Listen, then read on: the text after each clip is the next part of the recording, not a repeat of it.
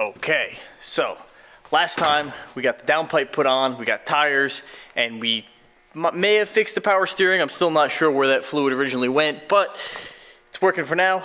Today we're doing the maintenance items, all the deferred maintenance, all the stuff I'm not sure the last time that was done.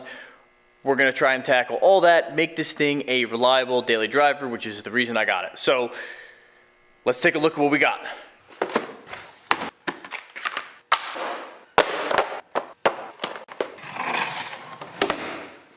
So let's start with the easy stuff first. Put the hatch struts on. So you pop those little metal rings off, you pop them on the little joints, and we're good to go. Just like that, we got a hatch that works.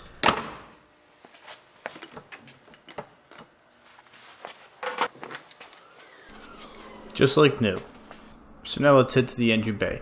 So this covers one nut and pops off.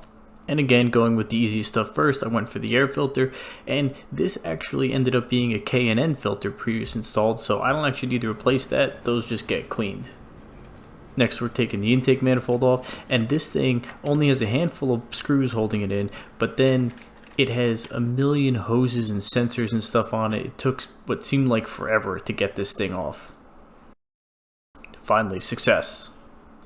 So while I was working on getting that intake manifold off, I noticed something else. This secondary air injection pump is held together with zip ties. So I'm going to pop that out and see what's going on there.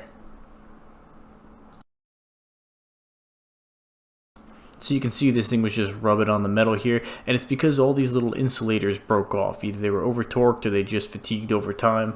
Even this electrical plug isn't attached anymore, but it still works, so that's fine. And we'll also have to replace this hose because that's in real bad shape. Next up is all the spark plug wires. Pulling all those off one by one. And once those are off, I pull the first spark plug, and yeah, those need to be changed. So pull the rest of them out. So the outermost belt here is a serpentine belt, and then on the inside of this is going to be a timing belt, and both of these are going to need to be replaced. As you can see, there's a lot of stuff on top of these belts, so we're going to have to start removing stuff because ultimately we have to pull this motor mount out in order to get the timing belt. So first we'll start with the hoses, the reservoirs, and then the motor mount. And so here in the passenger side fender, you can see the bottom of that serpentine belt.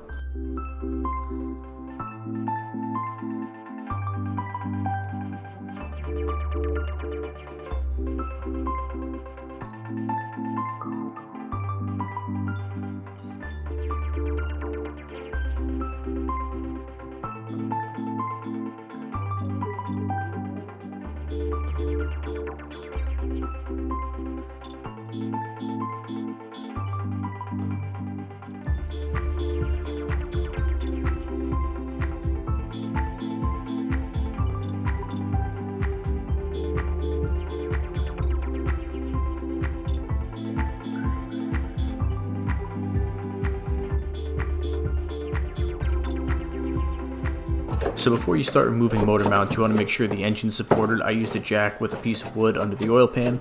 And these motor mounts come in two parts. There's the frame side and the engine side. You want to start first with the frame side. Once you get it unbolted, you kind of got to finagle it out of there. And then you can start working on the engine side. And for these, the first couple bolts come out from the top, and then you have to lower the engine down to clear the frame rail to get the other bolts from the bottom. And right here you can see that the bolt just clears the frame rail.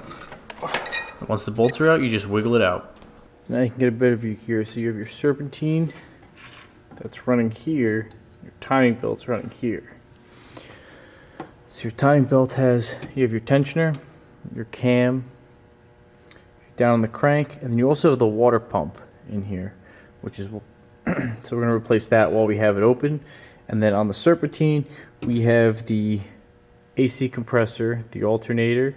This is the tensioner for the serpentine, and then it's also run off the crank, and then it also goes to the power steering down there.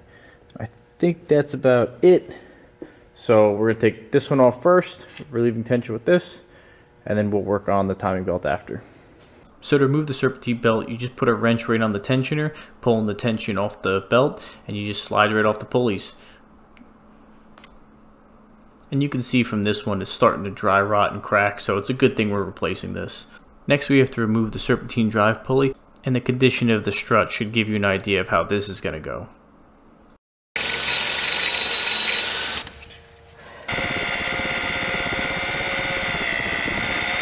Yep, all 4 of these were so bad I had to drill the heads off them.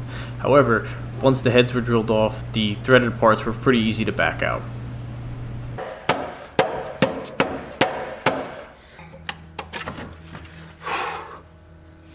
Now it's important to notice that both the cam pulley and the cam cover up there both have markings to show where top dead center is.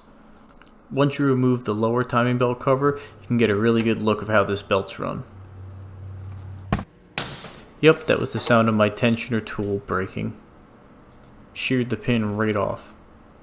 So I just took the entire bolt out and took it off. But you can see where that tool is supposed to go. And just like the serpentine, this is showing a lot of dry rot and it's definitely ready to go. So the water pump's right down here and it's run off the timing belt. So anytime you have the timing belt off, it just makes sense to replace it. But before we pull that water pump out, we're going to have to drain the coolant. So at the bottom of the radiator here, we got this little quarter turn pull out. Make sure you got a bucket underneath. And then it looks like mine was a little clogged, so I got a little poker up there, and there we go. So it's hard to get a view on the existing one, but here's the new one. You can see the 3 bolt holes that hold it in. First, a little PB blaster to hopefully avoid some more strip bolts. Once you have the bolts out, you still may need to wiggle it or maybe pry a little bit. Just be careful what you're prying on. You don't want to damage anything. And here's your side-by-side of the 2. Now, whenever you're replacing a water pump, there's 2 things you want to remember. Is make sure the old gasket came out with the unit, otherwise it might be stuck to the engine still. And secondly, you want to lubricate the new gasket so when you push it in, it doesn't get bound up or pinched or anything.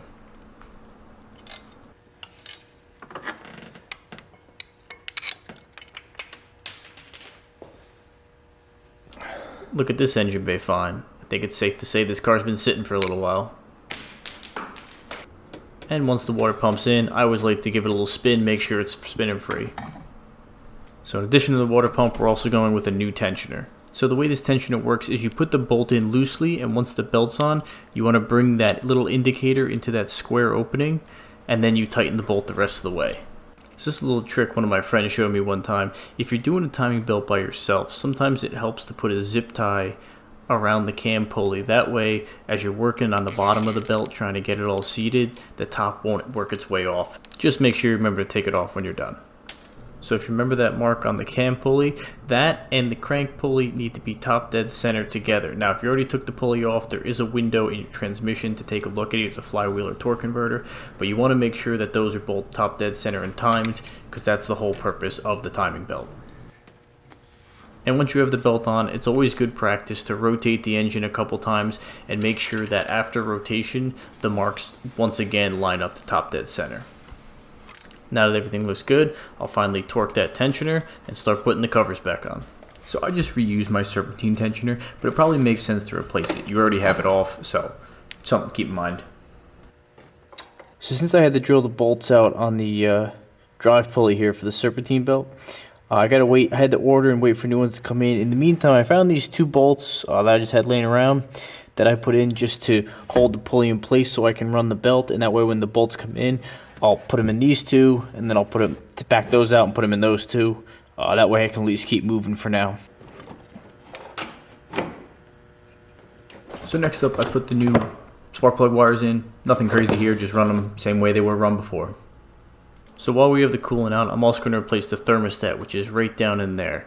So here's the new thermostat, and here's the neck that kind of holds it in place. Now it's only 2 bolts, so it looks really easy, but that spot is actually really tough to get to. I had to pull a couple wires off of the alternator so I can get the right angle, but eventually, with the right amount of adapters and wobbles, I finally got it. And there you can see with that neck off, the thermostat's just sitting right there in the front of the engine block. It took a little effort to pull this thing out, and I think that's because this O-ring was pretty shot and crushed in there. And to put the new one in, it's just the reverse: O-ring, thermostat, then that neck. And then we're going to take a look at this secondary air injection pump. So these nuts are still in there. We're going to take them off because we got these new insulators that we're going to put in. Hopefully fix that. And these things just slide into place like that, but because there's rubber there, it's easy to over torque them and rip them off like this one did. And then here's the replacement hose that I got. So with all those items replaced, I just went through and put everything back together the way it was.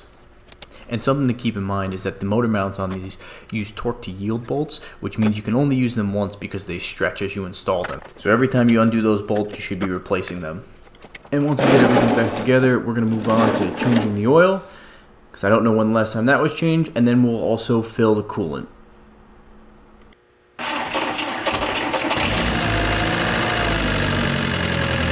And just like that, I got a new daily driver. So thank you guys for watching. I'm sure as I drive this, I'm going to run into some more things, so there'll be more videos to come.